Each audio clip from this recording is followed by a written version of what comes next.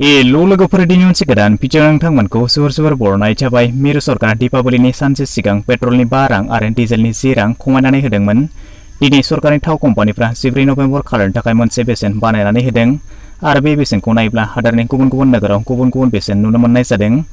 बिदिब्ला सरकारनि फोरमायनाय बायदिब्ला दिनैनि बे खालामनाय सोलाय सोल'आव बबे सहराव बेसेबां बेसेन जादों फैदो नायदो। बिदिब्ला बेफोर गासै खौरांखौ नोंथांमोननो आबुङै फोरमायनानै होनाय जागोन। बेखायनो भिडिअखौ जागायनायनिफ्राय जोबनायसिमल' नायलांबाय थादो।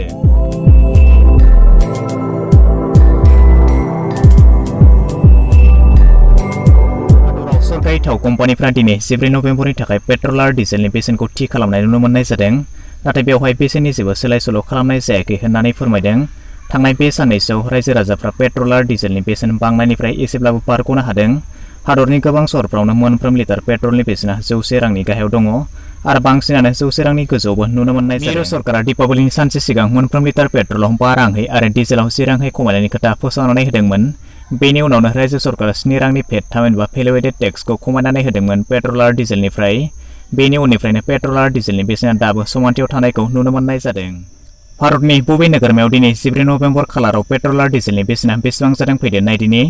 दिल्लीयाव दिनै पेट्रलनि बेसेना 103.97 रां आरो डिजेलनि बेसेना 86.67 रां। बेबायदिनो मुम्बाइआव पेट्रलनि बेसेना 109.98 रां आरो डिजेलनि बेसेना 94.14 रां। बेबायदिनो चेन्नाइआव पेट्रलनि बेसेना 101.40 रां आरो बेबायदिनो डिजेलनि बेसेना 91.43 रां। कलकातायाव पेट्रलनि बेसेना 104 आरो डिजेला 89.79 रां। बेबायदिनो गुवाहाटीआव पेट्रलनि बेसेना 94.75 रां आरो डिजेलनि बेसेना 87.42 रां।